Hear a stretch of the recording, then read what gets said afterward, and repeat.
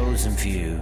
And we pray, cause we know that they might not ever come back. But this is how we ride, this is how we do. Riding mud, sliding up higher in the groove. Don't give a damn about the cash we're spending. With the time we got, we choose to play it on the go, to stay out on the run. We all high, wide, and handsome. Ain't telling you what's right or wrong or what to choose. Hey, but this is how we do. This is how we do.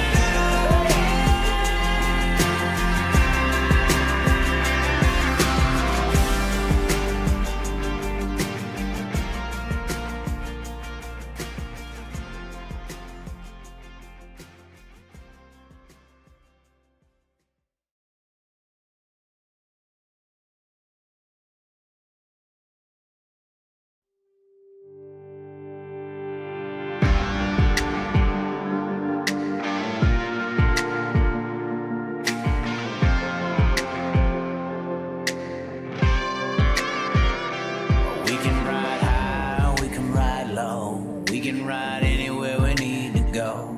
We can ride all night up to the morning, as long as we make the show. We can be the best, or we can be the worst. So we can be the best thing you ever heard. With the motor singing and the grandstands ringing, it's hard to put it all in words. But this is how we ride, this is how we do. Riding mud, sliding up higher in the groove. Don't give a damn about the cash we're spending. With the time we got, we choose to play it on the go, to stay out on the run. We all high, wide, and handsome. Ain't telling you what's right or wrong or what to choose. Hey, but this is how we do. This is how we do.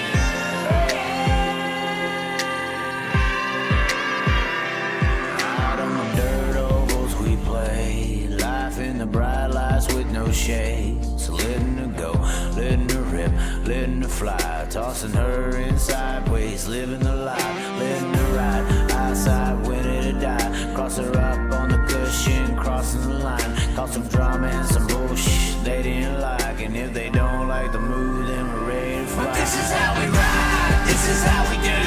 Riding mud, sliding up higher in the groove. Don't give a damn about the cash we're spending. With the time we got, we choose to play it on the go, to stay out on the run. We all high, wide, and handsome. Ain't telling you what's right or wrong or what to choose. Hey, but this is how we do. This is how we do.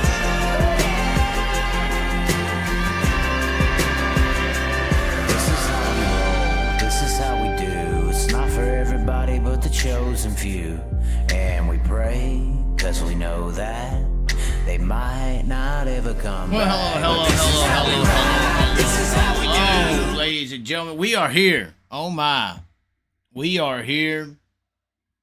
We got a lot of damn things to talk about. Hold on, let's get this thing right. Let's get this thing right. Hold on. We are here, ladies and gentlemen. We got the hair curling today. Just damn curling. We are not curling like in the Olympics, damn it. Curling. This is the real curling, not that bullshit. I can't believe they got a game called curling. This is curling. Let me tell you, this is curling. You ain't gotta go ask yourself, go look it up when you hear, oh, they're curling. Trust me. I know what they're talking about. They're talking about this damn phone that won't work for some damn reason. That's what I'm getting upset about, but it's all right. It's all right. Let's see. We don't even need it plugged in. This is awesome, actually. But anyway, we are here today to talk about several things. Several things. And it's a little bit late. I get that. It's 11:20. We're going to try to go through this as quick as possible. We can't be just concerning ourselves with one side of the coast. Bill Cinnamon is in town. Oh, he's actually in the chat. So we are here. We have a package, a delivery in the mail right here. In the mail right here. From Vintage Sports Warehouse. Let me see if I can bring this up here. I was trying to make it to where I had this fancy-ass little setup here. Look at me pull my phone up. Let's see here. Yeah, here it is. We got the cards here. Look at this. Look at this. Rasheed Rice. Signed. Rookie patch right there. 1 of 25. I already showed y'all that one. But we did get this Bijan Prism Break card in today. I was trying to get in on one of these breaks and hit me one of these high-class football players. This is a pretty good one, though. This is a pretty good one. Probably a 500, something like that, thinking about it. But this is a box full of cards from this warehouse, Vintage Sports Card Warehouse. Let me show you. I actually got it up here on the, I didn't plan on bringing it out just yet, but this is the actual web page of Bill there in the comment section. He saw I was opening up some packs of cards. He's like, I'll send you some cards. But he does a bunch of, you know, Joe Green. I mean, he's got the big dollar cards on here on his shop. All kinds of items on here. Pete Rose, look at that. It's got a Pete Rose on there. Old school baseball. I don't believe this is baseball. Wait, is that a Michael Jordan? Holy shit, that is. Got a Michael Jordan card in the lot. Got a bunch of bad. Steve Young. Topps rookie. Wow. I wonder if there's something like that in here. I wonder if there's something like that in this box. We're going to find that out. We're going to open this at the end of the show. We got some other BS to attend to first. And I think the racing world knows exactly what I'm talking about. How's Broke Joe people at? I don't know how Broke Joe is. I have done a lot of talking and trying to bring him back from wherever he is, technically. I've been trying to get him to, hey, don't let these guys win. You know, the way you let these people win is that you shut up. And that's what these people, the goal of these people sorry, I was reading something on Facebook, getting sidetracked like we all do. The goal of these people is to get you to shut up. They want you to be quiet. They want you to be quiet. I know some of you people, you know, you're up in age, you're 40, 50 years old, been married for 20, 30 years. You know what I'm talking about, right? You know what I'm talking. You got it in the back of your mind. Every time the woman says, be quiet, you just think, I can't. The goal of her in this marriage is to get her to get me to shut the fuck. And I can't do it. I can't do it. Luckily, I found me a girlfriend. She don't care about that stuff. She just lets me run my mouth and deals with me. It's because my hair is so damn pretty. But at the end of the day, I know you guys out there, y'all in those long-term relationships, y'all know the struggle. Y'all know what I'm talking about, because I deal with it. Joe deals with it with the cartel. You know, he's telling the truth. He's telling the truth to the cartel. I'm telling the truth to the racing world, and they're trying to defame me, hate me, slander the name, whoop my ass, whoop his ass, all this stuff. It's all just to get you to shut up. We're trying to go be mean to your friends and make your friends hate you and get your friends to tell you to shut up. It's all just to get you to shut up. And we're in the fight, and I'm trying to tell Joe, don't you let that old woman over there in California tell you what to do. You keep talking. Don't let her shut you up. Stay resilient. Stay resilient. Don't be controlled. Somebody like Joe made his own way, made his own life, don't need the racing world. He could speak freely. While most of y'all can't. Y'all are just pleasing whatever relationship you're in. Now, I mean, there's good and bad to shutting up. I mean, sometimes I should shut up. But hey, facts are boring.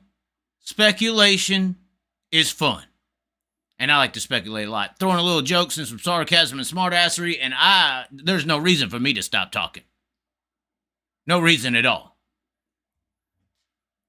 Except if it's to maybe do some rapping. You know, we talked about doing this daily every day here on YouTube, the live every day, and I think we're going to keep doing it. A lot of success. We've had some super chatters in there. That's a big deal.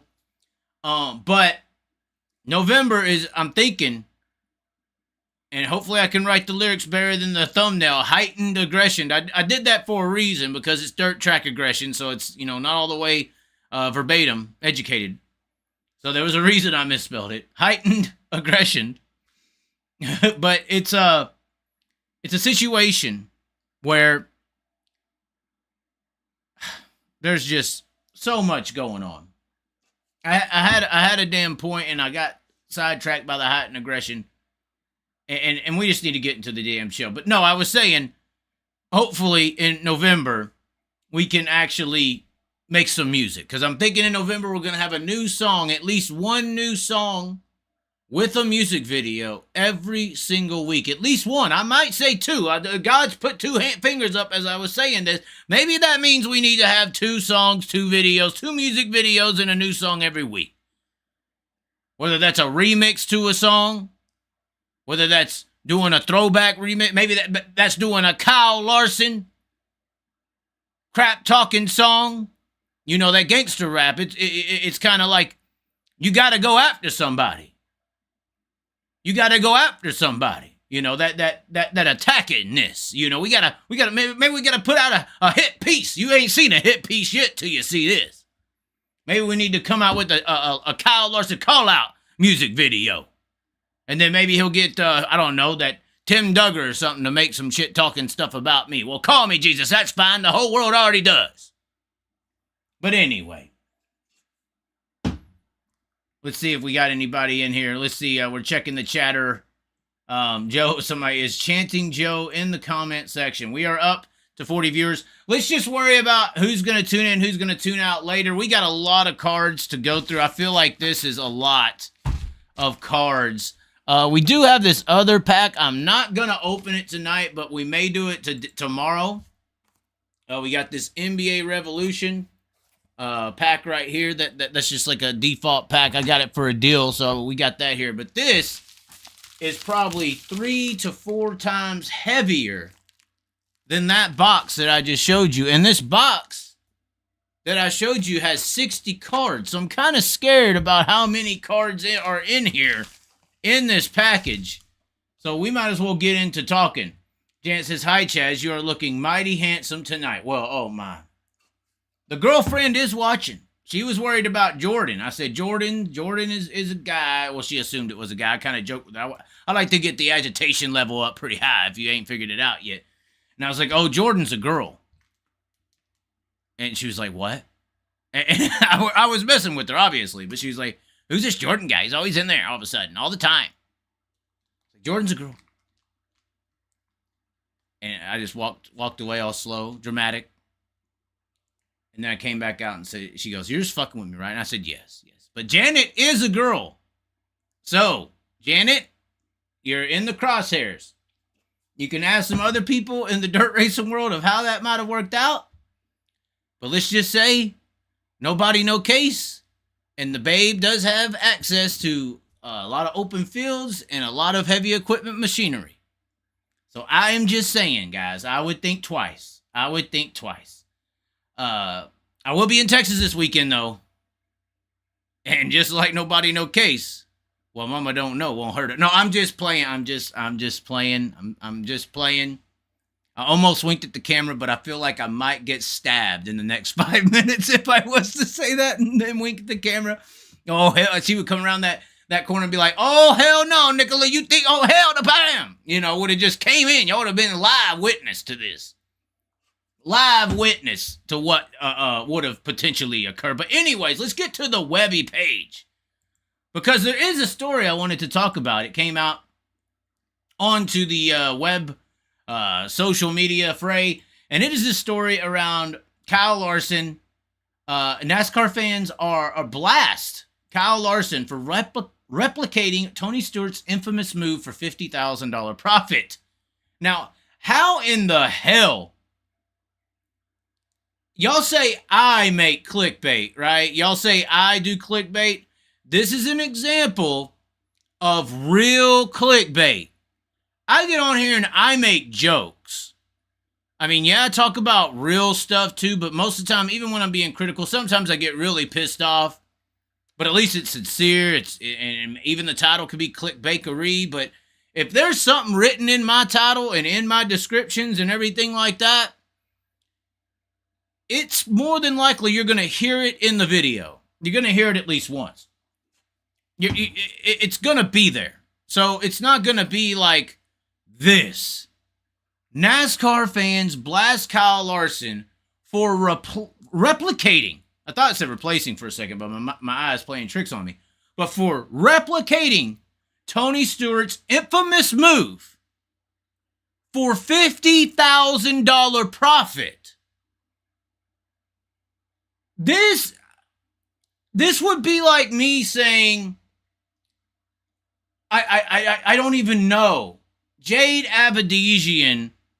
We're going to get into that topic. I can't. I'm not going to be insulting just yet. Let me just continue. The story goes on to read, in a single day, Kyle Larson won a series title and put a giant foot in his mouth. Hold on. We don't need the nicotine pouches for this. Nicotine pouches, not dip. The 2021 Cup Series champion qualified for the round of 8 after the Bank of America Roval 400 last weekend, and he just won, so this is a little bit late. While the Championship 4 race is still 3 weeks away, what did the Hendrick Motorsports ace win? Question mark. The sprint car racing virtuoso, or whatever they were trying to insult Kyle. See, this is real insult. Y'all don't know what real insult is, apparently. Real hit pieces, real insult, real clickbait. That's what this is, and this is from the real world. Get ready for this. Y'all want to be famous? Y'all. That's why I say, you regular dirt people couldn't handle real media, real attention. Y'all ready for shit like this? I don't think so. But anyway, the sprint car racing virtuoso has simultaneously competed in the first ever season of the High Limit Sprint Car Racing Series. This phenomenal achievement would have ordinarily earned accolades from the racing community. Instead, Larson exposed himself to the fans' ire by retracting Tony Stewart's contentious steps. Wow. Kyle Larson has made no secret of his fondness for dirt and sprint car racing. Rick Hendrick's ace might have an overflowing schedule with his Cup Series commitments, but he insisted upon incorporating varied formats in his contracts. He firmly believes in the inalienable requirement of sprint car racing in the development and enhancements of a driver's skill. So much so that Larson himself launched a sprint car racing series at the beginning of the year. Competing in his own series did not raise eyebrows initially, given the versatile driver's fondness. But Kyle Larson's Sprint Car Championship, named High Limit Racing and comprising 12 races, might have defeated the purpose of conceptualizing it. Larson had stressed the need to promote sprint car racing in a manner that is financially viable for its drivers. Listen to this. Listen to how this thing spins. Oh my God. For that purpose, Kyle Larson has scheduled midweek races to avoid a clash with the World of Outlaws Sprint Car Series. Moreover, he had invested a considerable amount in the event to raise the prize money over and above what is provided at existing sprint car racing challenges. So first of all, big lie. They've just lied. Honestly, where's Knoxville? Where's Eldora? Where's Williams Grove? Where's Port Royal? Where's Huset's? Y'all have like a lawsuit against... If y'all want to say y'all are going to maybe come and sue me for the shit I say, and I say I think all the time, this is blatant lie. Right out of the gate, by the way. He had invested a considerable amount in the event to raise the prize money over and above what is provided in existing sprint car racing challenges. It's $50,000. Surpassing the standard 10,000 World of Outlaw amount, Kyle Larson's High Limit Series offered a minimum of 23,000 as the prize money, with a few races awarding 50,000 as well. Oh my God! So, and this is idiocracy, but this is the real world. This is how much people know about the sport, and this is how much traditional media, real media, is going to lie. Y'all tell me to do your research. These people didn't even go and research that there's plenty of World of Outlaw races and events in sprint car racing challenges. They don't even know how to say it. That award way more than $50,000. And not only that, it's not like they didn't not do research on the World of Outlaw sprint car series to see that there's plenty of events that pay more than 23, because they said surpassing the standard 10,000 World of Outlaw format, the standard. So they didn't just say standard like that's the normal pay. They said standard like that's the top pay, because they're saying $23,000 and $50,000 is over and above what is provided. Unbelievable. But watch this. They're not on the Kyle Larson, Brad Sweet train. Watch this. They don't even know who Brad Sweet is. I don't even think he's mentioned in here. Possibly. But and it continues, 50,000 as well. And Larson not just won a race, but the championship itself. They're mad right here. In these circumstances, a successful Cup star collecting the awards and recognition that could have transformed the career of a local sprint car racer did not sit well with the ever watchful fandom. Now, that is funny. The sprint car racing world isn't really saying that, is it? The dirt track racing world isn't really saying that now, is it? Some might be, but overall, I think all the promoters and half the drivers and the fans and everyone in dirt racing wanted Cole Trickle to come and race these events. They weren't concerned with the local sprint car racer. Where is this coming from? Oh, believe it or not, ladies and gentlemen, the people mad here are not dirt people. The NASCAR people see this as bullshit. It continues. When Hendrick Motorsports lauded their drivers' achievements, posting congratulations to Kyle Larson Racing on winning the inaugural high limit title, one racing enthusiast promptly observed the inescapable irony. Winning a series you own is crazy. So it goes on to say, four-time Cup Series champion Tony Stewart ventured in, soon enough, the racing community drew parallels with veteran driver NASCAR Hall of Famer Tony Stewart. The carbonated water. Four-time Cup Series champion Tony Stewart ventured into his own racing series in 2021. The Superstar Racing Experience, or SRX, was formulated, keeping in mind aspiring NASCAR racers as well as retired veterans on shorter tracks. Just like Kyle Larson, the competing owner, Stewart, won the inaugural title in 2021.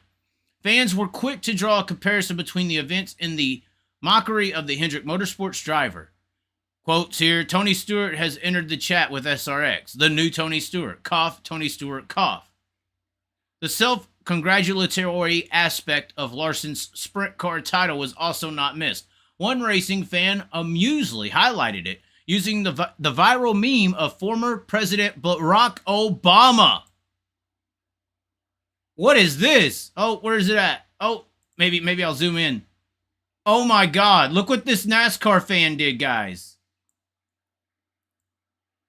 He used Obama on a Larson meme. Winning in a series you own. That's the same guy, but look, this guy replied. Oh my God. Oh my God. Oh, I want to say, Becky, look at that butt. Oh my God. Becky, look at that butt. Hey, no, I'm just playing. But wow. Wow. Did that just happen, ladies and gentlemen? Wow. The NASCAR people coming in hard on Kyle. Why do they respect our sport more than we do? Oh, yeah, their superstar hasn't been a Cole Trickle for 30 years, so they see it with logic and reason. Anyways, humor aside, it says, this is the end of the article. The racing community would certainly hope other sprint car racers would benefit from Kyle Larson's passion project in the years to come. So this is a hit piece, a real one. This is what you see in the regular world. They're mocking Kyle, calling him Tony Stewart because he won his own series championship. And they're concerned. The NASCAR fans, we're under rose-colored glasses of Hollywood for 30 years. We're still under the veil. We don't love natural and new Swindells and Kinsers and Hoddenchilds. We, kind of live on their legacy still and succeed on that. That's how most people know it. That's you mentioned Steve Kinser, and Steve Kinser's more relevant than Donnie Schatz in gravel sometimes to regular world people. You go out and say gravel, and they're like, yeah, like that stuff in the driveway. You go out and say Kinser, and they're like, oh, that King guy. Because especially if they're a certain age, because they grew up watching them on TV. That used to be our icon. The regular world, though, NASCAR fans especially, their icons are created every year. Their favorite drivers are coming up through the trucks. Their favorite drivers are, they're watching them. They're looking at us like we're flag football, or they do respect us as a division. And we just can't help ourselves. We're too caught up in the fallacy. NASCAR fans are over here saying that it is, hold on, where is this at? In these circumstances, a successful Cup star collecting the awards and recognition that could have transformed the career of a local sprint car racer did not sit well with the ever-watchful fandom. So NASCAR drivers in the CNN-style media is worried about the careers of you local sprint car drivers. It's funny. If you want to live under the right wing of money rules power and you create your own wealth, that's fine. That's fine. And that is the right way of doing it, bootstraps. But some people don't, some people need a mystery gift to get the thing going. But I'll tell you what, as far as this media thing is concerned, and as far as the regular world and fuck NASCAR, maybe we need to embrace NASCAR people. They're actually giving a fuck about you. Sprint car racer, local guy. They want your career to be transformed. They're mad that it didn't get. They're mad that food was taken off the plate. But they don't know about one guy running the whole entire industry for 30 years. Just jumping bodies. It's kind of like that Pope's Exorcist movies. Just jumps bodies. Interesting on what we're actually dealing with here now, isn't it? Some people really don't know what I just said, but it's very, very true. I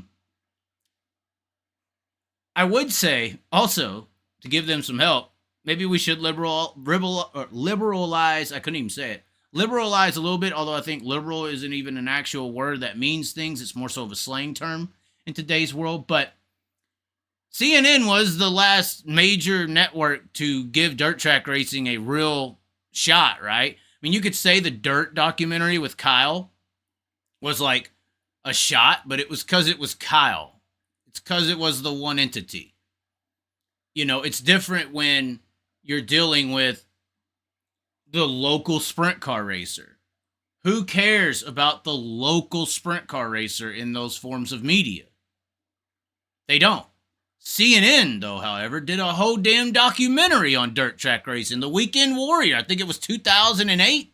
They went to all these events, covered everyone, talked about the sport, tried to expose it, promoted. Scott Bloomquist was on there, for crying out loud, promoting dirt as a top form, talking crap on NASCAR, how they make them go to sleep and stuff. They aired this crap. Think Fox is going to air that shit? Bloomquist in 2008 saying he goes to sleep watching a NASCAR race? I don't think so.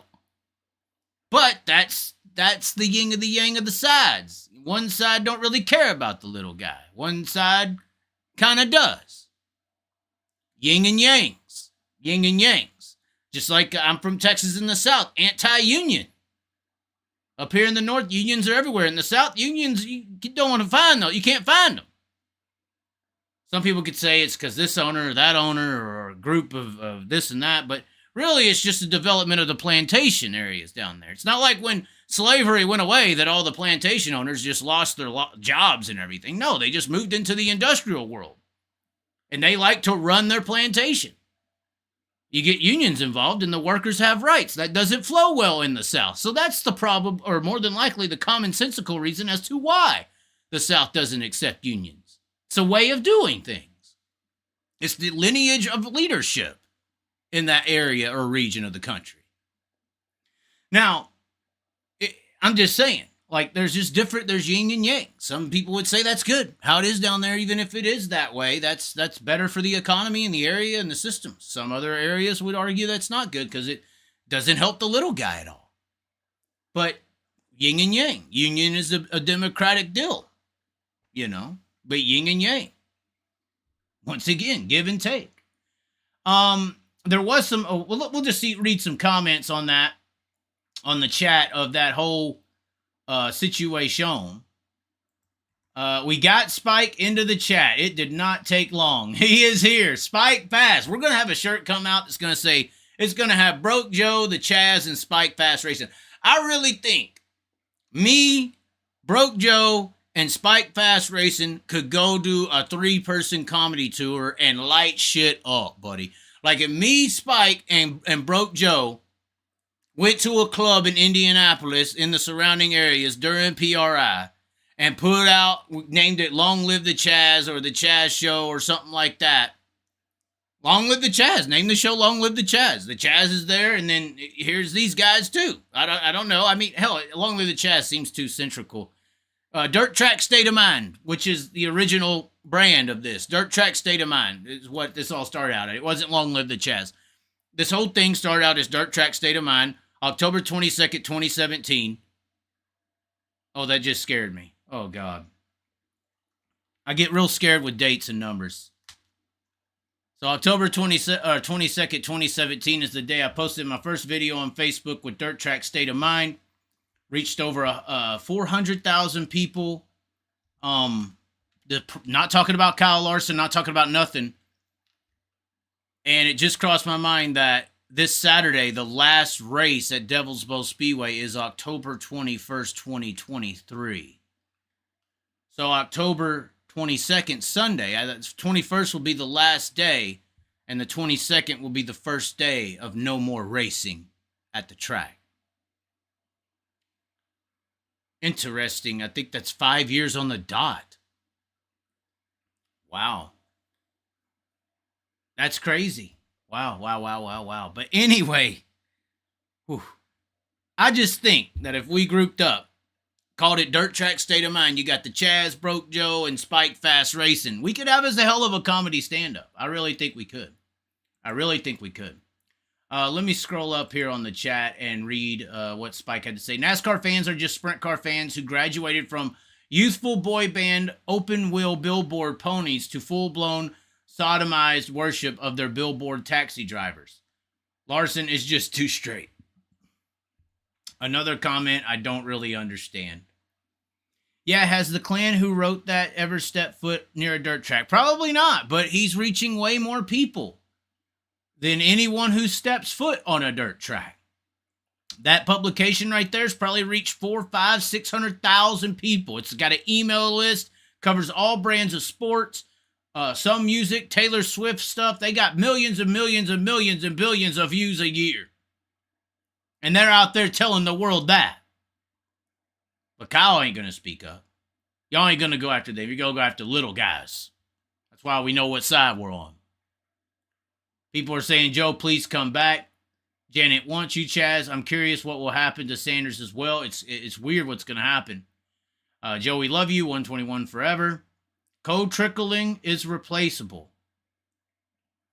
That's why I said it's like a demon. Like it jumps from one body to the other. It just lives through these guys. It performs the same acts. Let's see here. My bad. I was like 5 minutes behind. Okay. What does Larson say anytime he sees you, Chaz? Most of the time when Larson sees me, he says, "What's up?" or some bullshit, or he talks a little shit, and he hits me on the arm, and I hit him on the arm.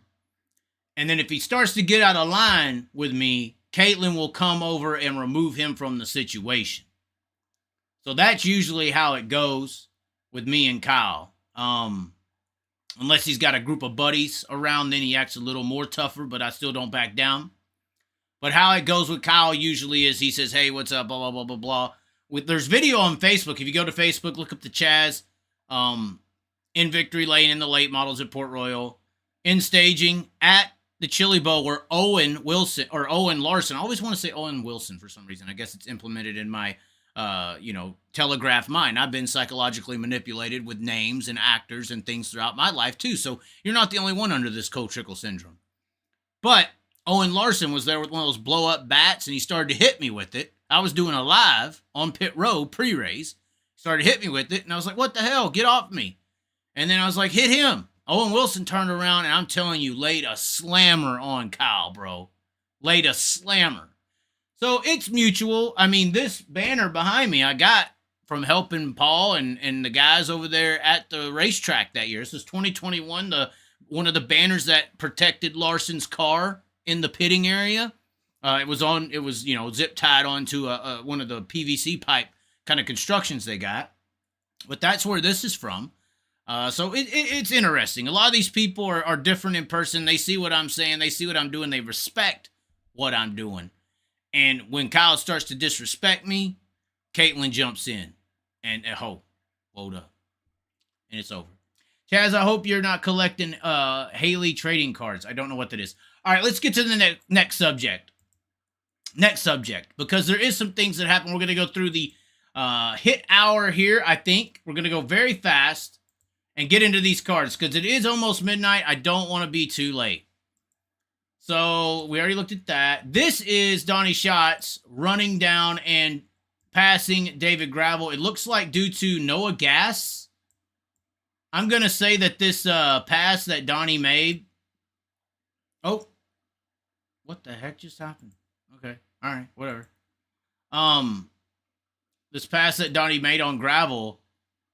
I mean, bad move by Gravel to follow Gas. I don't even want to put that one on Gas. Lap cars are supposed to be lap cars. There's always going to be cars that are slower than everyone else.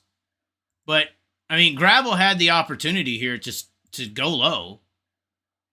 Yeah, I don't know if I could put that on Gravel, but it definitely had to do with that lap cars, how he lost it, and Schatz was just teetering the bottom.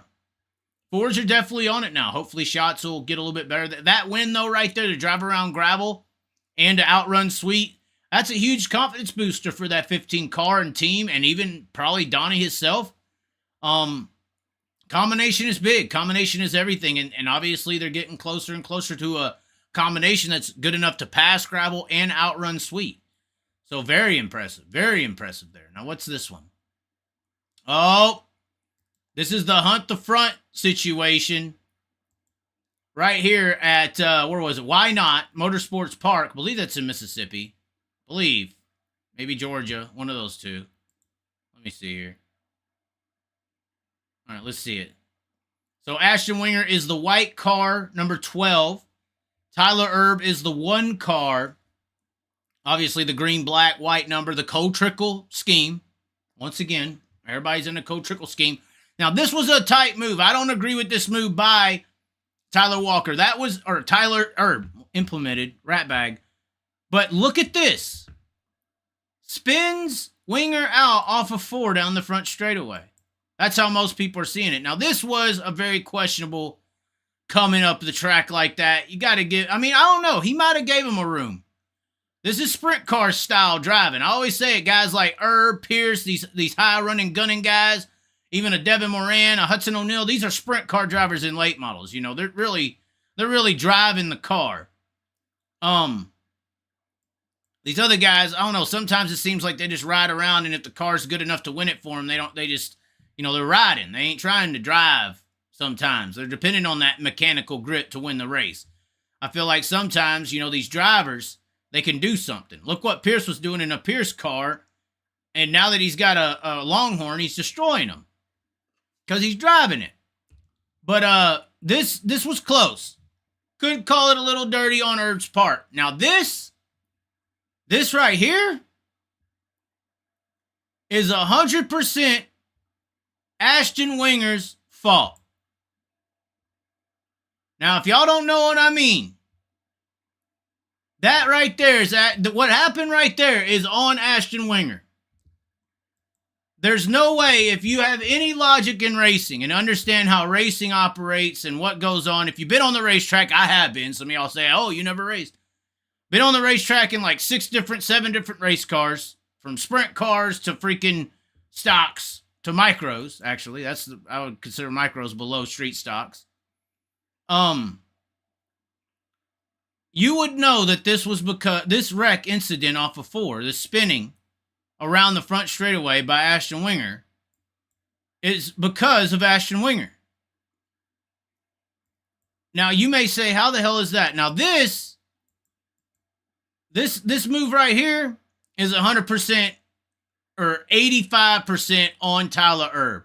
He squeezed him up off the wall. He didn't give him an adequate amount of room, I don't think. And that contact right there is because of Winger. Or because of Erb, sorry. That contact's because of Erb. This contact, though, however, is not because of Tyler Erb. No way, no shape, no form, Tyler Erb's fault. Now, some of you from the non-cockpit seat of a race car, like other people out there, y'all don't understand how this is Ashton Winger's fault. But as a race car driver, especially a veteran like these two are, I'm definitely not that. I only got a year and a half worth. These guys know when their cars are right and wrong. Hell, they know when it's so damn wrong. You see some of these guys pull off the racetrack 10 laps in. They know they ain't got it. I ain't going to go nowhere. It's a 60-lap race. I don't really love racing. I'm out here just doing it. I don't want to. Some of these people, they just don't love it. Some people love going around the racetrack. It's so much. People would kill to be in their spot. They haven't lost that sense, or they've worked their whole life to be out there. They actually love going around in circles on a dirt track. Don't matter if it's for the damn lead or for 15. But these drivers know their cars. They know exactly how they are, how they feel. When you get on the gas, when you lift off of it, when you get on the brake, when you enter the corner a certain spot. Heck, sometimes you can feel something wrong with the car when you're rolling out from the damn chute. That's why you see some of these guys, they roll out and they roll right back out of the racetrack or into the working area because they already know something's wrong just by pacing around the track. So the reason that this incident right here is because of Ashton Winger is because of what he did right here. Right there. Right there, Ashton Winger. Right there. We'll give it there. Right there, Ashton Winger knows that he is about to cause an incident on the racetrack. And as a good race car driver who cares about his equipment and the other equipment of others, Ashton Winger, at this point of the racing video, should be pulling to the right, out of the way of Tyler. He should be pulling over to the right. There's no one to the outside of him. Ashton Winger should be pulling up the racetrack out of the way of Tyler Erb and let Tyler Erb go by, pull off to the side, stop the damn race car, bring out a caution, and then limp his ass back to the pits where that piece of shit belongs. That's what Tyler Erb would say, I guess, when you're pulling off moves like this on the racetrack. But after all, at this point, that's what Ashton Winger should have done. Because at this point on the track, especially now, he already knew. He already knew right there. But at this point on the track, he knows that due to this contact off of turn 2 to the left rear of the car, that he knows at this point that that left rear tire is flat. It is punctured. It is not the same as it was before. And at this point, as the rear end starts to slide out from under the car, he knows that that contact just caused that left rear tire to go all the way to the rim. So he should be, at this point, if you're on that side of the spectrum, that he should be getting out of the gas, pulling out of the way, and letting Tyler Erb go by, because he knows that his car is about to just basically spin out. Or if he hits the gas any harder, it's going to whip the whole rear end of the car around, and he's going to lose mile per hour. There's going to be no forward drive. The left rear of the car is so important for forward drive in these cars.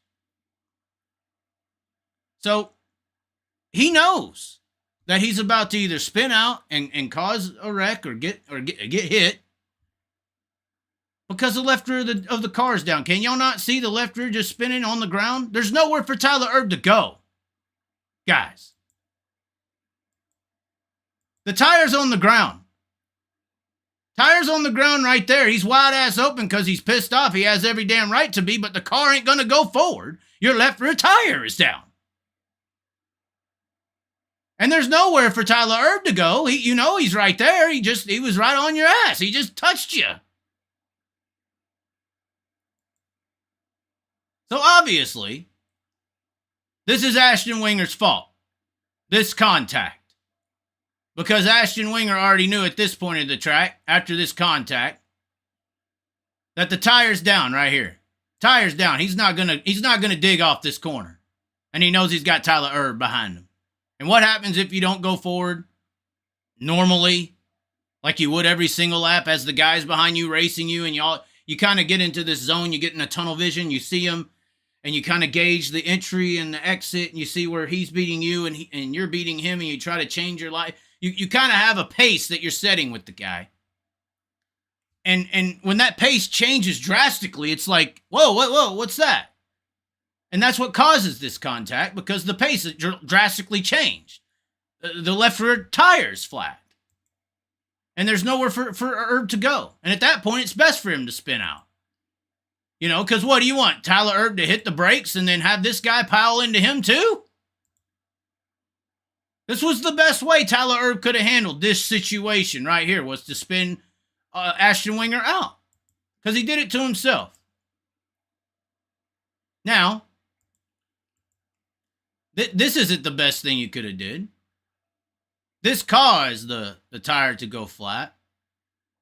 And that might have caused Ashton Winger to be a little pissed off, to say, I ain't pulling out of the damn way for this sumbitch, and if he's going to wreck, he's going to drive straight through me. It'll make him look a little worse than he already is anyway, right? So, that's what I would say here. That's what I think happened. Anybody got a thought on that? I mean, I think the tire was down. And Ashton Winger knew the tire was down. He knew that was going to happen. Larry, we got another chat up here. Nope. Kyle Larson best the Outlaws by 4 seconds. In most cases, high limit was created for Larson to win. It's like going to grade school and picking up the hot teacher. No competition, amateur hour. Well, that's just great. That green and black car ran the 12 into the wall, and then the green and black car spun the white car out. Pure Dale Earnhardt move, and I hated Dale. Dirt track difference. Late models race hard for the lead and wreck. Sprint cars cry because gravel followed the inexperienced lap rich kid and didn't beat the legend shots. Sprint cars suck. Wow. I mean, it's obvious that the left rear was down, and that's why the contact was made. I don't understand where y'all ain't seeing this. Where y'all ain't seeing this. But regardless, let's get back over here, because we still got to open this mystery gift. We got this mystery gift here. $20,000 worth of cards we're going to be opening, I think. I'm joking, obviously. But we're getting there. He's on West Coast time, so it's early for him. He's 3 hours behind. It's 9:05, or 2 hours. It's 10:05. This is late night TV for Bill over there. But we still got more incidents. That's just what I think. Am I wrong? Who gives a damn? Who gives a damn if I'm wrong? It's what I think. If you don't like it, respect it and be a fucking American and get over your satty pettiness and just let me think what the fuck I want to. I got soldiers that died for that right. Kiss my ass. Joe should be saying the same fucking thing. Oh, you want to whoop my ass? Oh, well, that's against the law. I got rights that protect that. Fucking put these animals in a cage if that's what they want to be. Put them in a cage. Respect my American rights or go in a cage. That's why we got them here. To protect them. Protect my rights. You ain't got a right to whoop my ass. I got a right to think, though, and say what I think. I guess that's why Second Amendment was created. Hell, Joe went and bought a gun. Joe went and bought a gun. He had to resort to the Second Amendment to protect his first from the hypocrisy.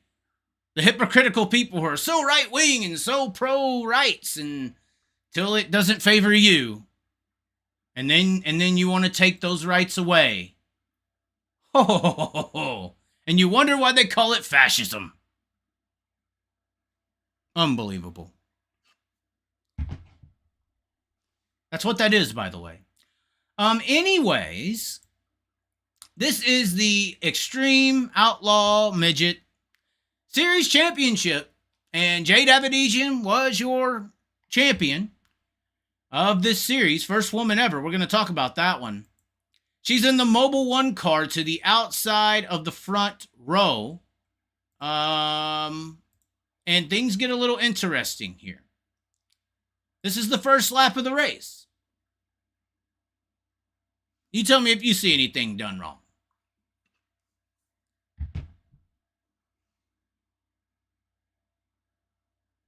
Chris McDermott, I believe it's Chris, but McDermott in the 40, the yellow, makes the pass, and then, yeah.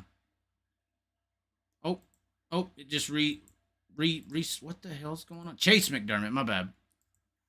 Chase McDermott. Chris McDermott is another old school, I think it's country singer name, Chris McDermott. Who is that? Who's Chris McDermott? Said Owen Wilson tonight. A couple other names. They are attacking me. They are trying to put the telekinesis on my ass. So, I'm not going to, and this causes a big issue, I'm not going to hate on Jade Avedisian for this. I've seen too many people attack Jade Avedisian for this horrible racing mistake. We just got through seeing the exchanges between Selzy and the Torgersons,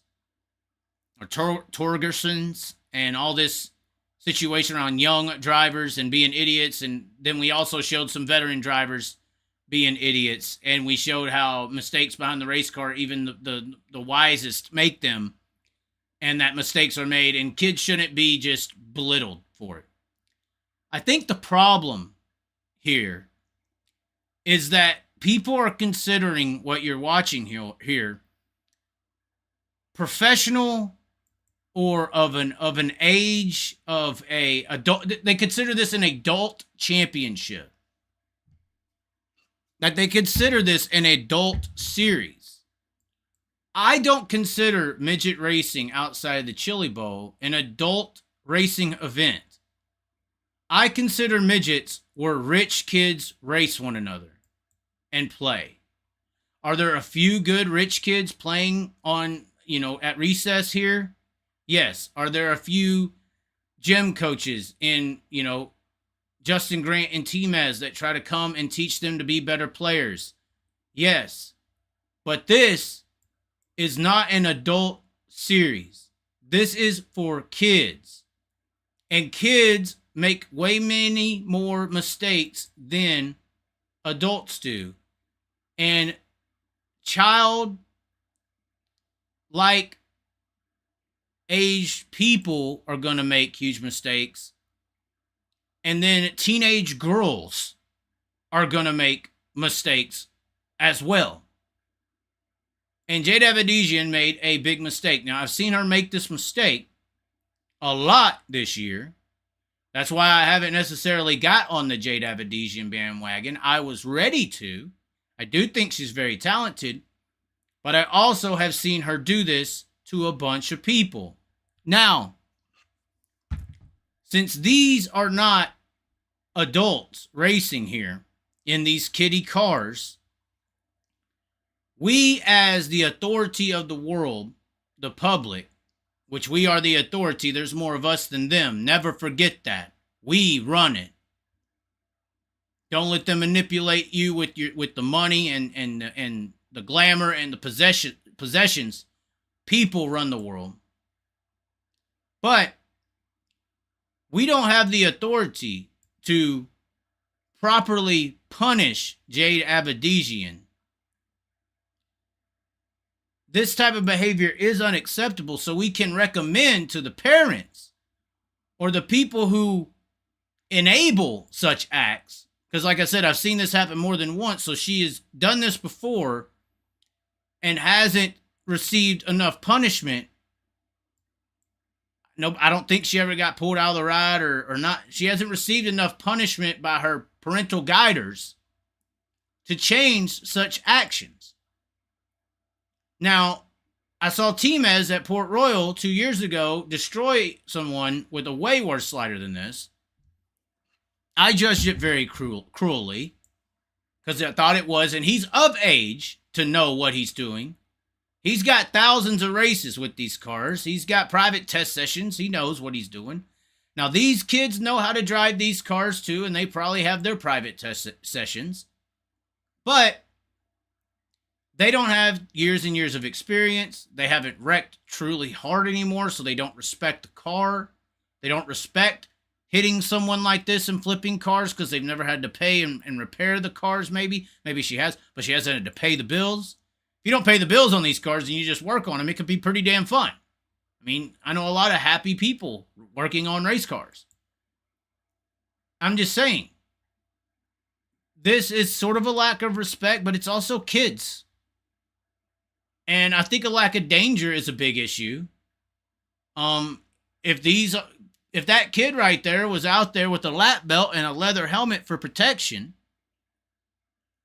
I think fear would take over right there and scare her from not pulling such a move. You know, we talk about old school racing all the time. And we think about how dangerous it is and how these guys raced Indianapolis and sprint cars with lap belts and leather helmets and, goggles, no face protection. And we see all these people that died in the old school racing. But you know what? For every 20 videos you could show me of somebody dying back in the day racing in those days with lap belts and leather helmets, you can't show me, or for every 20, I could probably show you 150, 200, 400, 500,000 people who raced in that era and never died. Never got severely injured. Never burned to death. They raced an entire career in those style of vehicles with no protection at all. And we're fine. And that makes you think, out of all the wrecks we see, if you put all those wrecks in that day of time, how would those people survive? And the simple question is, well, they must not have crashed as much. And that would mean they wouldn't have took as many risks as much. Which also leads to believe they respected something a little more.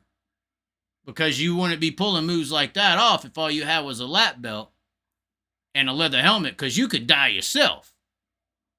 So if you pull a move off like that with that type of protection, you could die. So you don't pull those types of moves off in a very dangerous situation. So these guys back in the day were so fearful of dying that they didn't pull moves off like that. So it was a very high respect for the race car and respect for your own damn life. You were really racing scared.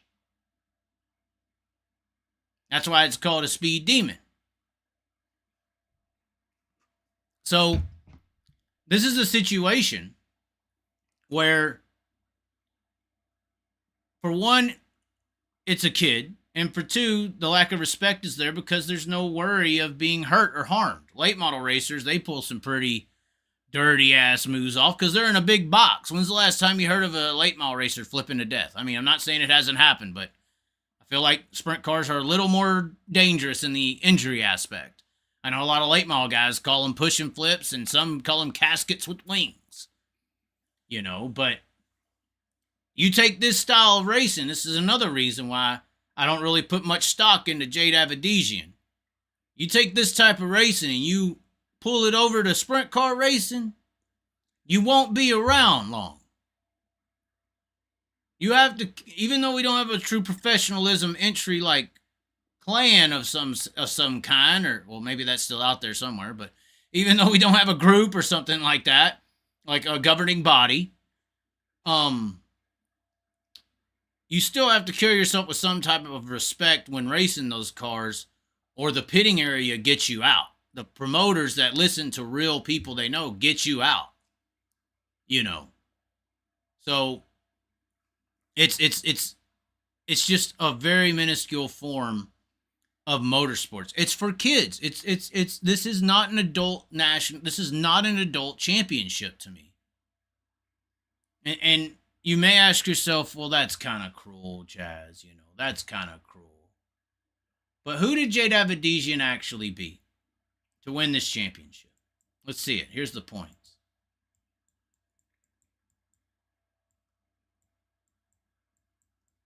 So let's see who ran all 29 races.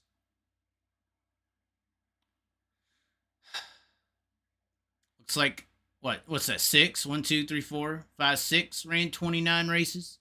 One guy ran 28. Oh, Chase McDermott right there, 1-6. Highest on the year.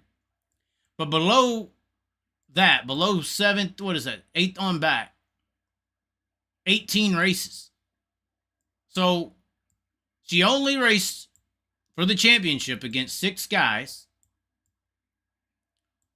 Only 6 guys who went to all of them. 7 if you include the 28 races.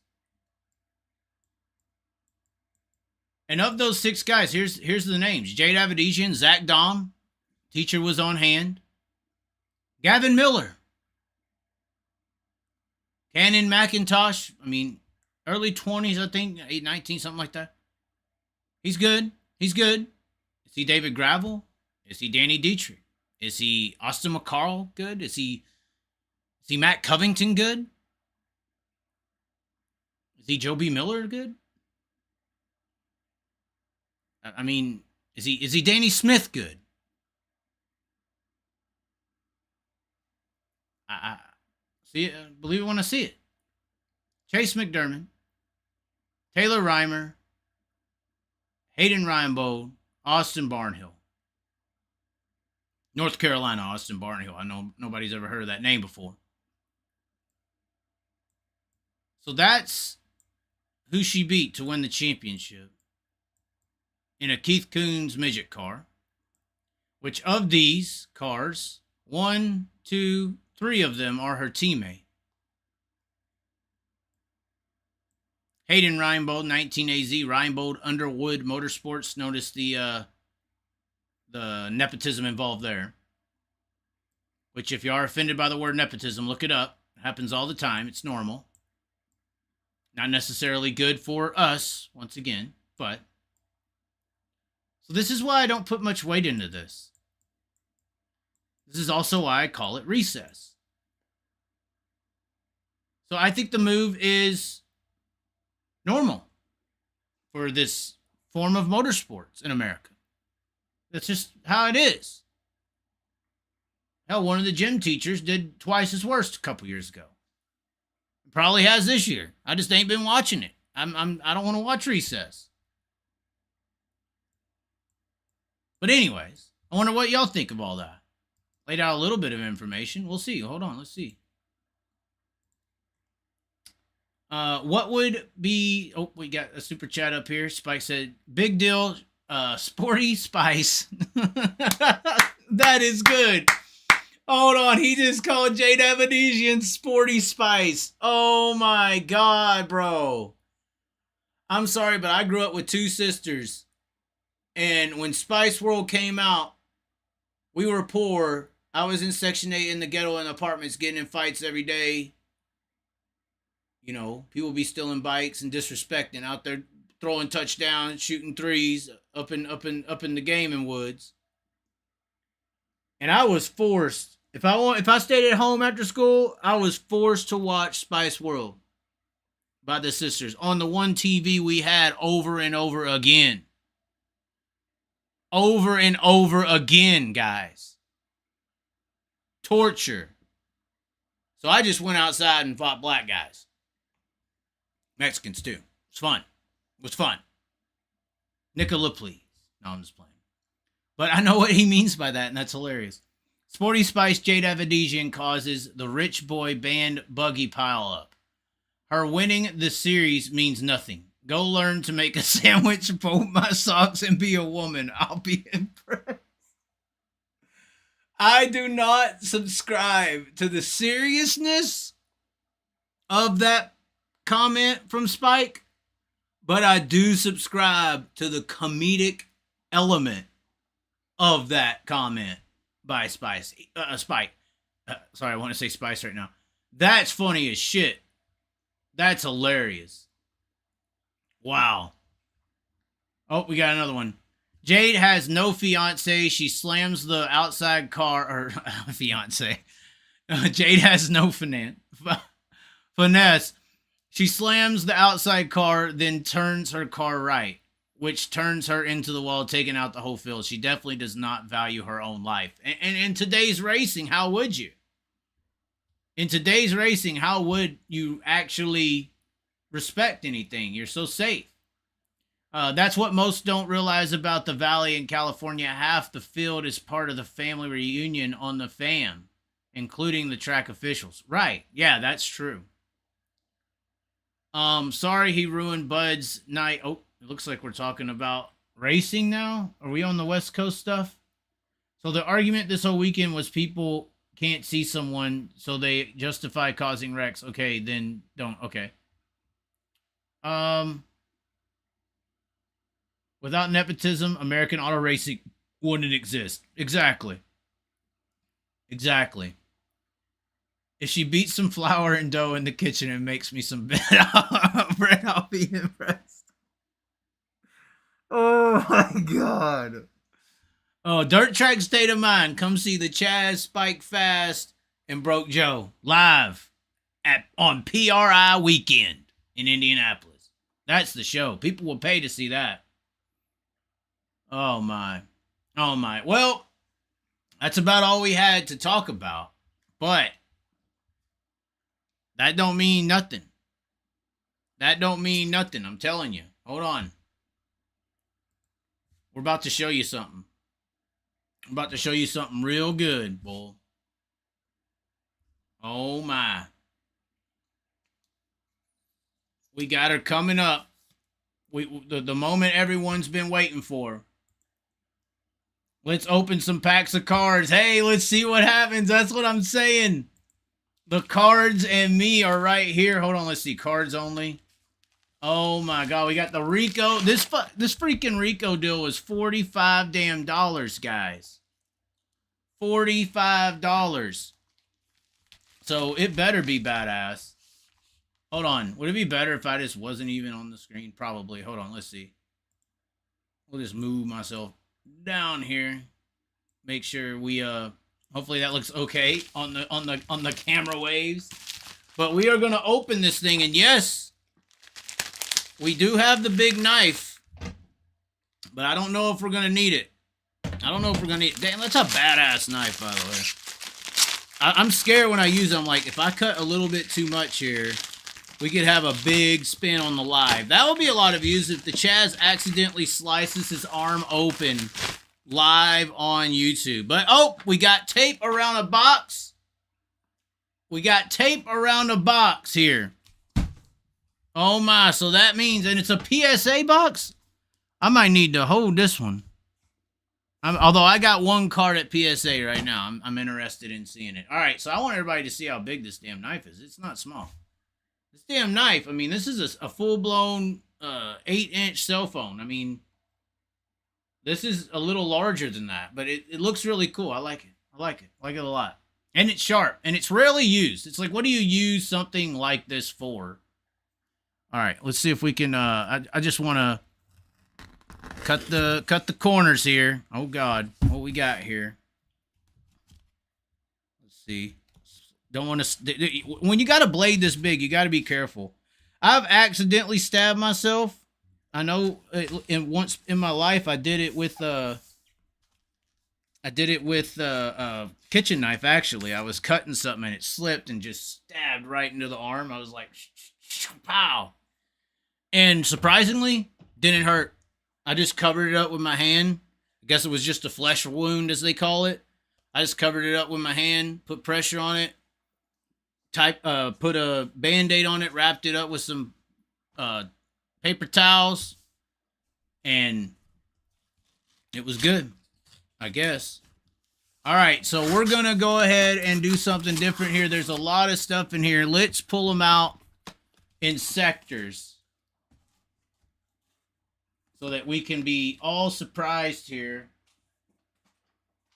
Oh my God, there's got to be a ton of cards. Oh my. And we got racing cards in here, bull. Oh my. Oh my. We got a lot of cards, guys. I'm seeing oh my. Oh my, hold on. Hold the damn horses, ladies and gentlemen. I was kind of worried about being able to show these at that angle. But that kind of covers it up, so that's cool, actually. I can protect what the card is. All right, here we go. Card number 1 on the board. Bam. What we got here? Eric Jones Prism. Is it numbered? Nope. We don't.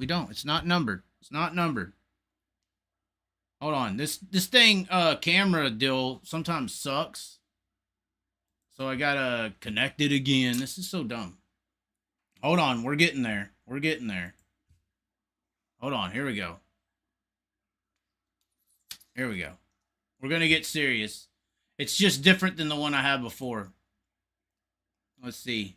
All right, so that was a Eric Jones. I'm so surprised by that. Eric Jones Prism. Well, we can't even. Let's see here. Is that better? Yeah. Eric Jones Prism. Kind of really nice. Let's see. That glare is just really making me upset. But Eric Jones Prism. All right. Let's see what we got here. Kurt Busch. Numbered to 50. Oh, actually, maybe this one was numbered. Yeah, 199 on that. Wow. Kurt Busch numbered to 50. Oh, wow. Look at the coloration on that. Hold on. Let's see here. They kind of, you can't really see the great color of them in the top loader. But you kind of see right there. See here, this could be good. Although I don't want to take them out of every top loader to see them. Although I guess I could start putting them into penny slots. Oh, what we got here? A Joey Logano. 12 of 29. Donruss contenders. Wow, these are very rare, guys, even for being NASCAR. Although I don't know how much NASCAR we got. Bobby Allison signed. Holy. Wow. This is badass, guys. Hold on. Bobby Allison signed. Wow. NASCAR Wheels memorabilia. Glenn Wood signed. Signatured cards here. Oh my, what is this? A Patrick Mahomes mosaic. It's a little newer. Prism. So we got some footballs in here. I almost want to take these out and put some they call them penny holders. So Patrick Mahomes. Let's see. Get these going one direction. Trey Lance rookie card. Obviously, he's not panned out for the 49ers, but he is at the Dallas Cowboys, I believe, is Trey Lance. Recon. Not numbered. When I say numbered, there's like a certain limited amount. Trey Lance rookie card Chronicles. Nice.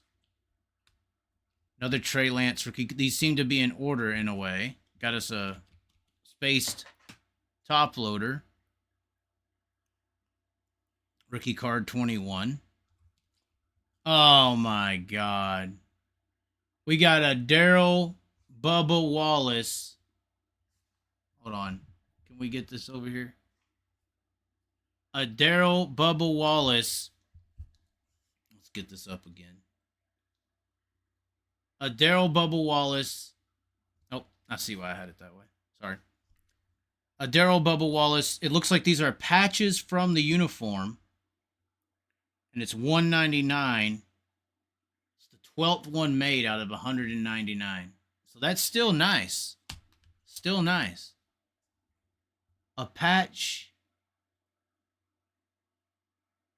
from, or maybe a piece of the car on this one. Who is this?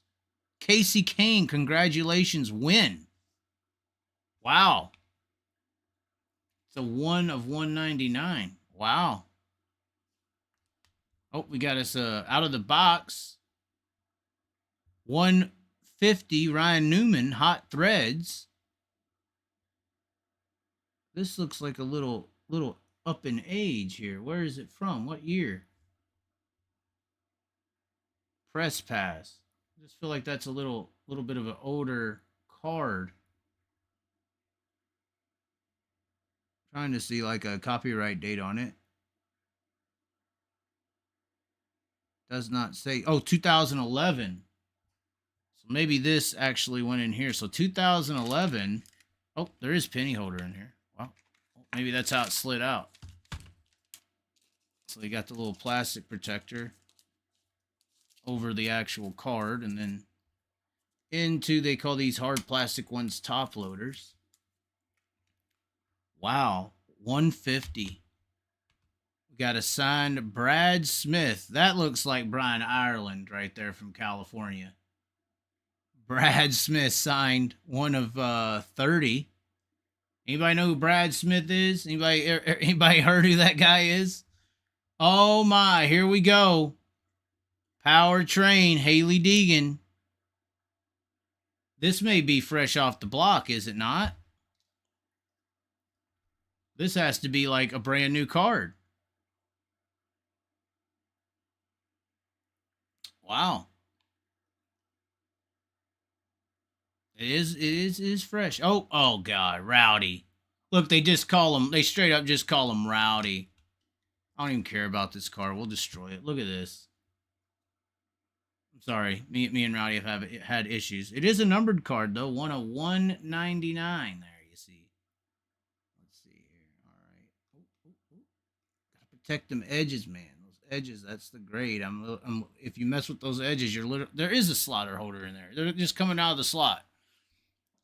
I don't want to damage that car. We're putting it to the side. Looks like another empty thick holder. Oh, snap. Museum collection.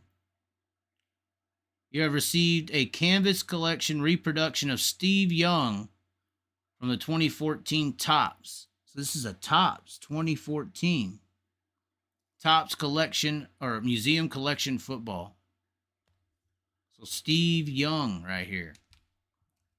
And then Elijah Mitchell, rookie card. Nice.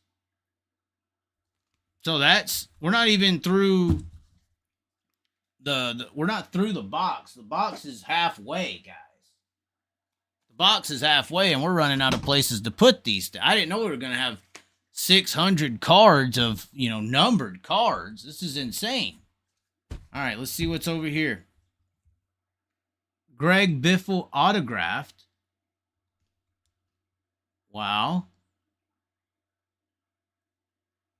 Is it numbered? Not numbered, but still autographed card. I didn't know they do that. Oh, here comes your Champion right here. Oh, boy, we got it. Christopher Bell. Kyle Larson's Crypto Knight. Kicked Larson's ass year after year. Why is this a thick card? Oh. What? Hold on. I gotta know. Curiosity killed the cat. So this is a thicker card. Usually there's some kind of patch or something from the material of the driver, kind of like this. This is a thicker card, almost the same thickness as you could see, but it's got a piece of the jersey from the player in the card along with the autograph. So I'm trying to figure out why this is just thick. I guess they just did that design. I don't see anything. I don't feel any space or gap in the card, so maybe that's just how they did it. All right, here we go. Bubba Wallace Prism. Freaking sent me Bubba Wallace. Definitely from California. By the way, guys, if you like what you see on your screen, there is a lot of this stuff posted. Well, not just right now, not this stuff right now, but also on the store where these were received from. If you go over to Vintage Sport Car Warehouse on eBay, 17,000 items sold. I mean, Joe Green. I mean, Frank. I mean, you got old school basketball and football. John Elway stuff. Some expensive, some not, but these are like bonds. I'm starting to treat it's funny, Barry Bonds. I'm starting to treat these cards like bonds or stocks, and these are very safe stocks, the older stuff, because the players have played a career. But you can get into the new stuff. Like if you think CJ Stroud's going to be a badass, you can go get his card for, $2, $3 right now. But if he doesn't end up being a badass, it's worthless. Kenny Pickett started the year with some very expensive cards, but since he sucked, he's not very valuable anymore on the market of the sports card world. His stocks have dropped by $1,000, $2,000 on the top end markets. So it's a risk with the newer players. This is the more so older players, the smart money. But anyways, Vintage Sports Card Warehouse on eBay. We might be doing some breaks just like this. Breaks out of some random boxes. Breaks out of random boxes. Random cards just like this, numbered, autographed. Do some breaks on some vintage cards. Randomized cards. That would be cool. Anyways, let's get back to finishing this. We got a lot to finish. Danica Patricia. Numbered card 199. Danica Patrick card. These do have penny holders on them. It's just really reflective. Not that nice to see them. I was going to say not that nice to see them in on the camera with the lighting that we have. And any kind of lighting would really ruin the ability to see this.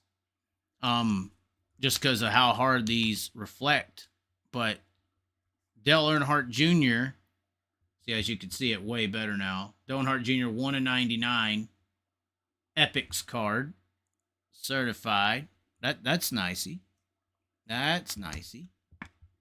Oh, looks like this one slides right back into the penny holder. Nice. I like that. All right, let's keep going. Another Dale Earnhardt Jr. Oh, I like that. National Pride. Kind of got a silver holographic look. Not a numbered card. No, Dale Jr., another one. Dale Jr. literally just says Dale Jr. on it. Not a numbered card. Kevin Harvico, Powertrain. Oh, one of 75. So this is the 10th one made out of 75. So there's only 75 of these cards in the world.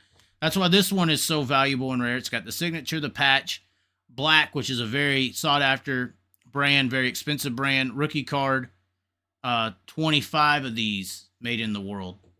So that matters. When I say numbered, that's what that means. Some are higher numbered, like this, which means they're not as rare, but they are still. 75 is a very low number.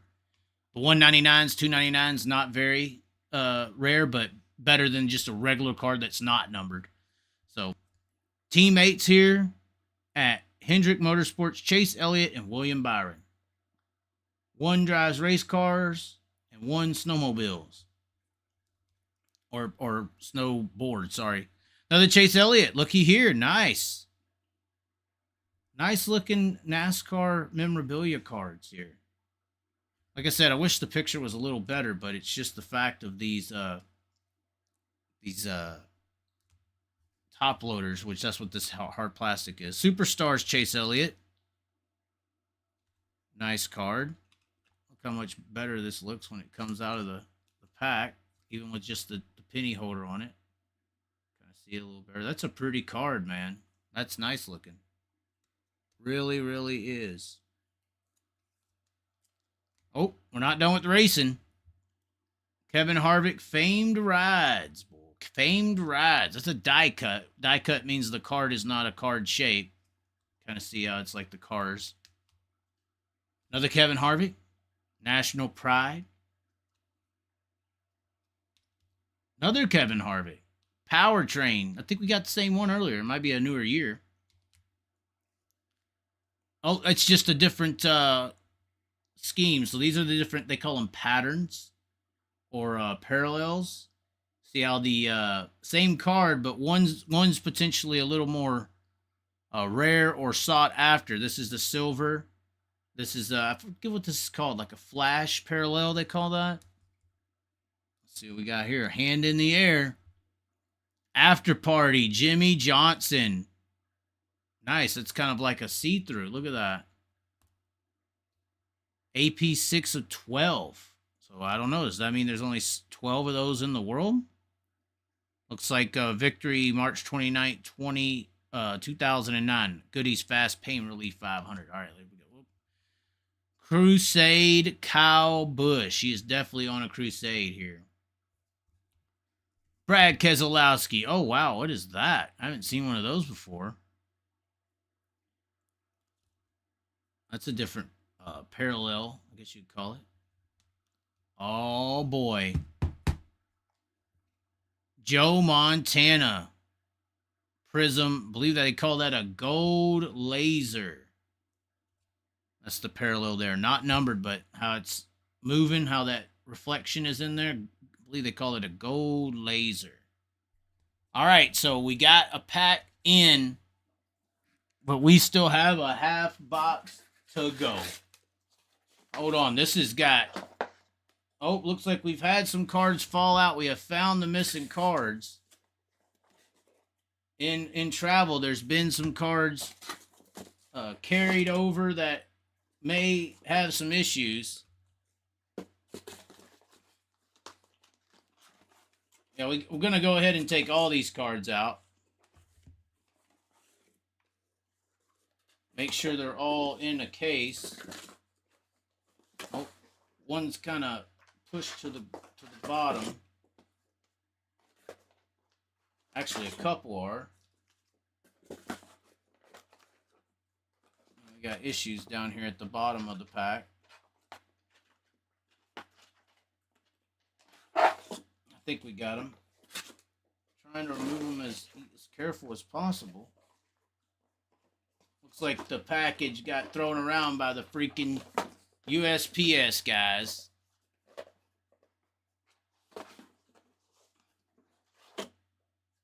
Okay.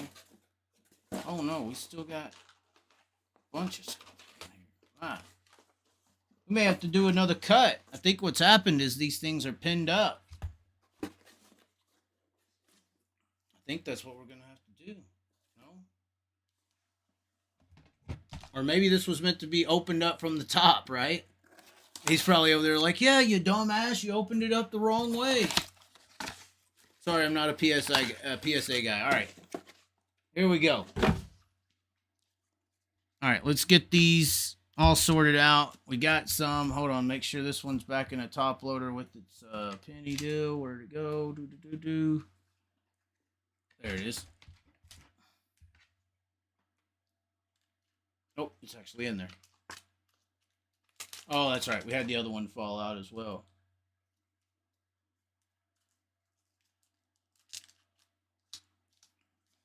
This one's actually really cool. I like that. All right.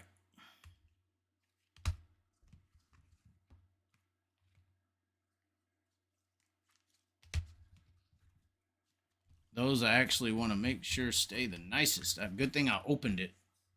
I got close to bending one, and I was like, not bending shit. All right, Elliott Sadler. Got a patch in there.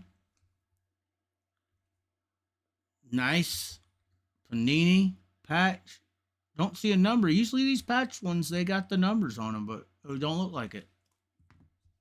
Ryan Reed dual patch, 99. So piece from the actual material of the driver. Still on the racing scheme. Casey Kane, Class A uniform. Nice. Who knew they put so much patch stuff? Usually patch stuff in football and stuff is numbered. I'm surprised these are not numbered. But the material may be easier to get. Looks like a Casey Mears. Gear gripper. Race used glove. Wow. 74 of 99. Wow. Wow. Chronicles, William Byron. Piece of the uniform there. Oh, Chris Buescher. Dual patch. 99. 1 of 99. See it right there? That's nice. Darrell Wallace dual patch. 299 on the number. So 1 of 299 in the world. That's a 2016 certified material. Oh, another one. Got to knock on the window for it. Joe Montana. Mosaic, which is a brand of card. When I say Prism or Mosaic, they got certain holographic looks to them. Joe Montana, boy. Look at that. We got Martin Truex Jr. Nice color there.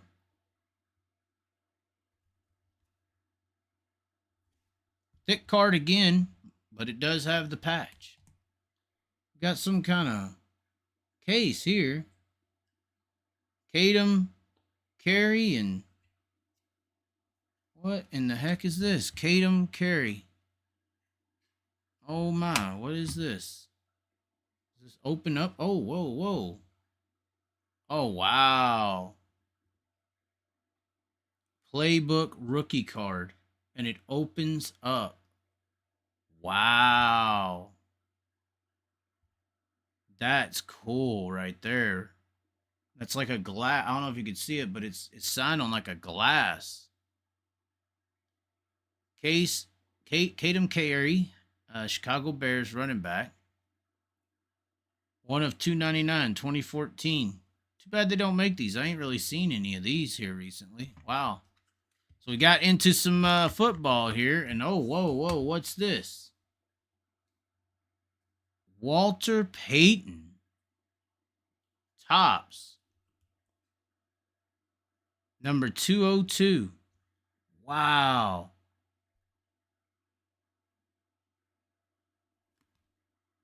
Wow. Corners, I mean, if I was a judger, I mean, corners a little messed up. Center's a little low, which they when and I explained this to somebody. So when they grade these cards, they look for a lot of things like the just overall picture quality, the corners to be sharp, like they don't have any damage, and then another one is center. Center's a big deal. So they want the image because these were all cut in a somewhat of a stone age of industrial cutting for cards especially, and center's a big deal on these cards. And this border here you kind of want on a 10 card. This would not grade a 10, obviously. It's got corner damage regardless, but on a perfect card you want this white border to be even all the way around. The reason I said this is a little low than center is because you see the big gap up here and the little gap down here. That means this image is down on the card. It's not center, or they cut it incorrectly. One of the two. The side, though, The side spacing is perfect. It's centered in the car. It's just not centered in a vertical aspect. It's centered horizontally. But it is still a damn Walter Payton 1981 football card. Wow. Charlie Joyner Bull. Old Oilers. 1968 Charlie Joyner. What is this here? Bobby Mitchell. Bobby Mitchell over here. Let's see what this year is. Look at how ancient these older cards used to be. Card number 186, age 32. Flanker. Not called a running back or anything, a flanker. Known as a FB, a fullback, a flanker back. And bam. George Blanda. Oh my. George Blanda. Kicker and quarterback. Kicker and quarterback for the... Where was the Raiders at in this time? They don't say the state. George Blanda, quarterback. Wow. All right, what's this one? Pro Action, Roger Staubach. Wow. And these more vintage things. Like I said, this is the smart money. You know, Roger Staubach's career is set in stone. It's never going to change. The value here, you know, it is what it is. It's back to quality of card and things along those lines. Fran Tarkenton. Wow, this is getting old schooly. And that's not bad of a centered card there, and the corners look good. This is a card you'd go to PSA and look up and see you could see the actual amount of cards. This card, how many have graded well, how many there are out there. But the spacing top to bottom's pretty good, and the side to side's almost dead on. Wow. Nice. What else? What the hell's gonna... Oh, wow. Steve Spurrier. Guys, Steve Spurrier, quarterback of the 49ers card. In almost a 10 perfection. I mean, we got a little corner damage, but that's pretty center, top and bottom. Guys, Steve Spurrier here. Quarterback card. What year was this? Card number 215, I'm guessing 1974. Because it has his stats from 73. Holy crap. I know some people are like, who's that guy? Oh, there's too much to explain. Elroy Hirsch? Sorry, there's some guys I don't know, but that literally looks like he's in Wizard of Oz. That is not a helmet, is it? That looks like that dude from Wizard of Oz. That's interesting. I like this card, though. I like this card. This is older than I can remember. I know who Steve Spurrier was as a coach. Sorry, not a player. Oh, boy. The glove has fit, guys. The glove has fit. O.J. Simpson in the damn hizzy. The glove fits. Wow. O.J. Simpson. Bills running back. I got some card looking up and to do. Oh, my. Bubba Smith. Colts. Very well centered. Little high. Oh, snappers. Terry Bradshaw, bull. Pro Action. Little low.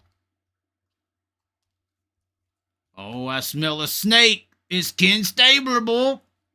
Oh, my. Kenny Stabler.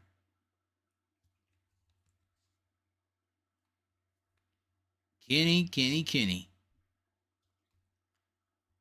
Dan Marino. Dan Marino. I guess this is what they call the junk wax era. At least from what I've been reading. Cards just looked a little different. 98.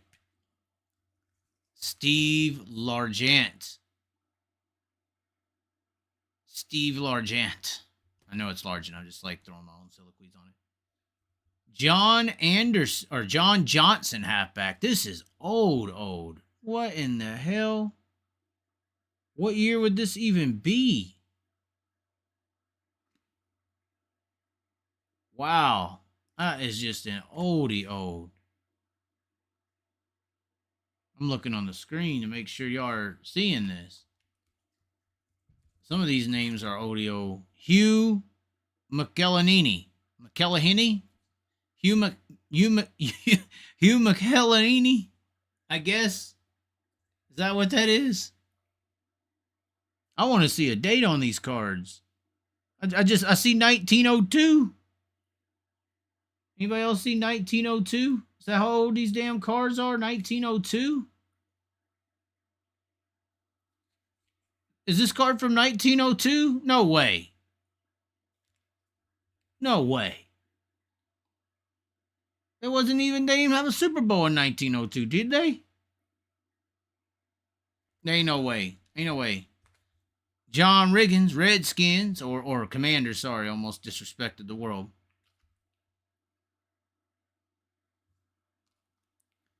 And then, what is this? Oh, we got us like a 3-person card here. Fred Brown, Larry Bird, Ron Brewer. It's like a 3-person kind of card here. So, wow. Look at this. I mean, do we even have room to stack everything up? I don't even know. I mean, what I would say, which one do I put up as a display card? But they're all display worthy. I mean, the racing cards is unbelievable. Freaking every racing card you could think of. I mean, if Trey Lance becomes a badass again, we're definitely on the highway up. But I mean, look at this. I mean, what the heck? I mean, this is like stacking hundreds almost. No, I'm just playing.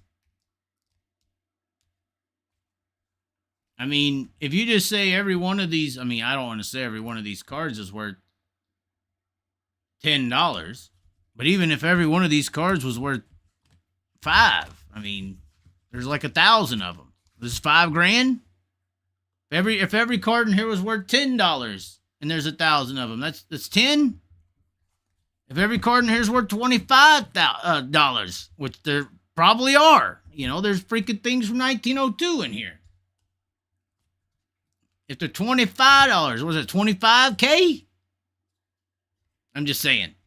And if Trey Lance gets good for the Cowboys, oh God, if they pulled Dak, Trey Lance goes in the game. These Trey Lance rookie cards, they're going to go up. I'm telling you that. But anyways, how about that? Wow. That is a lot. I mean, should we... I'll save the opening of this one. We'll see what the chat says. I'll save the opening of this one. Rookie team leaders, thanks for the fixing there. But we got this newer one, but we just opened so much. That's an open overload. Yes, the Cowboys won tonight, but they fucked my bet up. Points. Wow. Tons of cards here. I just don't know what to do. I'm lost. I'm lost. I don't know what to do now. Do I sit on my computer all night and price these out? Oh my gosh. Wow. Anyway. No, I'm just playing. Some of these you just can't sell. I mean, this Bobby Allison signed. I mean, that's crazy. Wow. Let's see what the 1955 Bowman, he's saying the one was. Wow. That's going back there. I mean, I know football. I knew some, but I didn't know all. I definitely didn't know that many. Let's see here. trying to open this up a little bit more. All right, there we go. If they trade you your entire card collection for my Colin Kaepernick rookie card, I'm sorry. Not going to work out. Come on, pull the William, the fridge party. Oh, that would have been good. Crazy Legs Hirsch, Hall of Famer. All these are Hall of Famers, apparently. If you pull another Bubba Wallace, you can pretty much shut down your channel and live like a king. Oh, wow. You sound like you know what you're talking about. Joe taught you well. Joe got me into this, and then I've been watching videos. Anytime I don't know any, I told the girl this the other day. I said, she's like, this thing happened, blah, blah, blah. And I'm like, and she goes, I don't know how to fix it. Do you know how to fix it? And I'm like, no, but I'm right here. You know, I'm living and breathing. I'm like, if I don't know something, there's this thing called YouTube that can pretty much teach you everything you want to know. You want to know how to change the oil in your car on a 1975 Chevrolet pickup? Go type that shit in on YouTube and it's going to show you how to do it. Literal, visual, verbal instructions. If something comes out with the website developing world and I need to know how to make a website and I don't know how to use this program because I've never used it before, I go type that shit into YouTube and I learn how to do it. And if I'm going to get into sports cards and start buying, collecting, and trading, I'm going to go onto YouTube and look in how to do it. Now, when I get my first answer, another one, if I think that the world is run by the devil and that if I think that demons are real and I think that lizard people have been running America and the world society and they communicate with our world leaders and there's a whole Men in Black world out there and all the spaceships and aliens we are seeing is either impersonators or they're fucking with us. Go look up that on YouTube. But I'm not going to believe the first answer I get. Okay? If I go look up how good is Kyle Larson in a sprint car, if I want to laugh, I would click my videos. If I want an actual explanation of how good Kyle Larson is in the sprint car, I would listen to EssentialSports.com where that story was published. A credible media source. So, just saying. I have went and read and looked up how to do this card thing, and I've been hustling every day. But anyway, thanks for tuning in, ladies and gentlemen. I think we're going to call it. It is 1 o'clock in the morning Central, 2 a.m. on the East Coast. Just past 11 on that side of the town, I think. Yes, 11:03 on the West Coast. Want to thank Bill Cinnamon. Joe told me it was cinnamon, like the spicing. I have to fix that now on my phone that I got you saved in as. But Vintage Sports Card Warehouse, man, I'm telling you, a break. This is what you call a break, by the way, ladies and gentlemen. I got this card on a break. So this card came out of a pack called Panini Black. Okay, so a pack of cards of Panini Black is a pack of cards. And like I said, this Revolution deal or whatever, this other basketball box, 60 cards. I got it for like $60. Retails for $140. This pack that this card came out of comes with 5 cards. 5 cards. And retails from $550 to $700. So I won this card on a break, where basically you bid on eBay and you purchase teams. Say you want your favorite team. Say you want a Brock Purdy Panini Black card. Well, you buy on eBay the rights basically to the Brock Purdy card or a San Francisco card, 49er card out of those 5 packs or 5 cards within that one pack. So it's high risk, but it pays off. I think I paid $30 for a chance at a Chiefs card. And I was lucky enough to pull one of the 5. And since I did, The reason you're paying that for that chance to pull one of a 5 is you're messing with $500 cards. It's a $500 card right now. And that's his rookie card. If he goes on to have a successful receiving career, which with Patrick Mahomes throwing the ball, I don't know how that's a problem. This could be even more in value. It's only going to go up in value. These cards are established values. These cards are vintage. These cards are autographed. These are numbered. I mean, if they're willing to pay, 30, I've seen the other night they did a break, which a break is opening a box or opening a card, just like with that basketball deal. I could charge, if you want the Mavericks or whatever, you take a certain amount, but something cheap like that, if I was to do a break on that and sell the teams in it, it would be like $10 maybe per team. This is a little more valuable of an item more than likely than a card out of that box. So it's going to cost more. I watch somebody break, and sometimes they'll break multiple boxes in one break, period. And I saw a guy the other night pay $2,800 for the San Francisco 49ers. Now, the guy opened up, another guy paid like $4,000 for the Steelers, and they were all chasing 2021 or 2022 Brock Purdy rookie cards and Kenny Pickett rookie cards, because those are very high in value. And they were opening up 2022 boxes, like Panini ones, which a Panini one is a $400 or $500 box for one card. Another thing called Flawless, which is a literal suitcase, and there's 7 cards.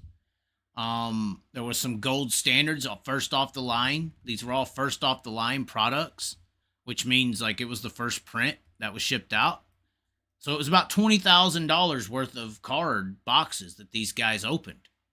And what I mean by that is, like, it may not be worth that much. It could be, but these are worthy cards. If he wanted to send over a rando box, I could put this video together and be like, this is what we're talking about. We're going to give out stuff like this. I mean, imagine.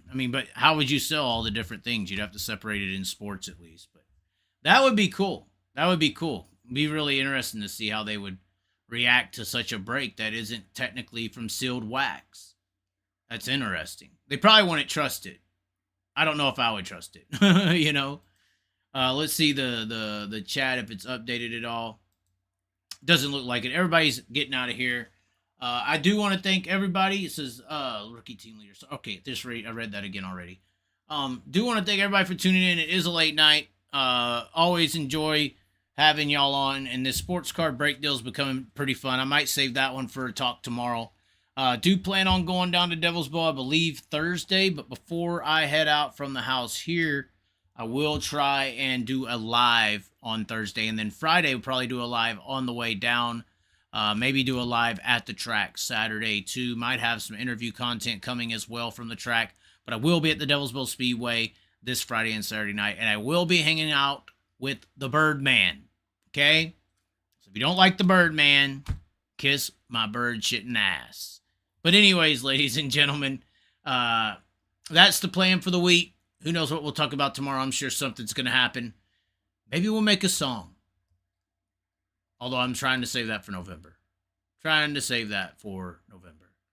But anyways, thanks for tuning in. Be sure to like the video, comment below, join the membership below the video. If you want to click that, it means a lot. Links in the description to help this trip. I said that in the video the other day.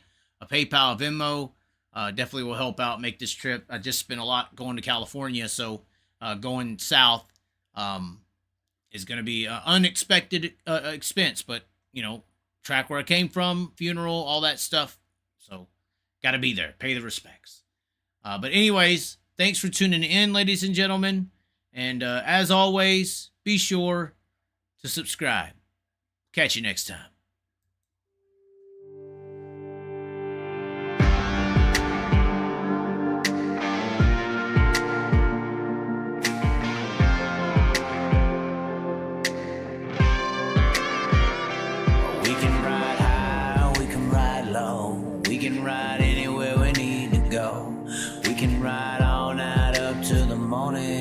As long as we make the show, we can be the best or we can be the worst. We can be the best like you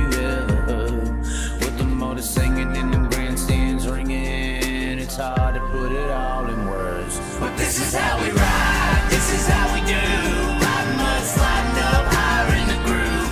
Don't give a damn about the cash we're spending. With the time we got, we choose to play it on the go, to stay out on the run. We all high, wild, and handsome.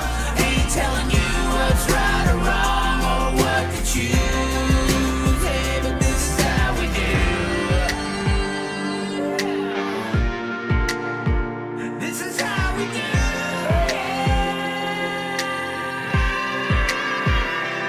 Out on the dirt ovals we play, life in the bright lights with no shade. So letting her go, letting her rip, letting her fly, tossing her in sideways, living the life, letting her ride, outside winning to die. Cross her up on the cushion, crossing the line, cause some drama and some bullshit they didn't like. And if they don't like the move, then we're ready to fly. But this is how we ride, this is how we do.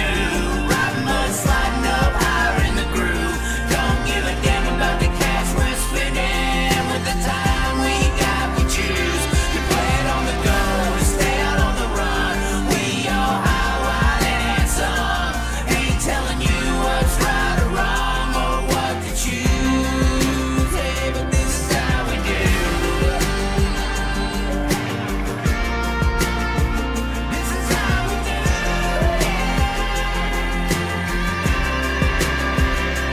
This is how we roll, this is how we do. It's not for everybody but the chosen few. And we pray, cause we know that they might not ever come back. But this is how we ride, this is how we do. Riding mud, sliding up higher in the groove. Don't give a damn about the cash we're spending. With the time we got, we choose to play it on the go, to stay out on the run. We all high, wild, and handsome. Ain't telling you what's right or wrong or what to choose. Hey, but this is how we do. This is how we do.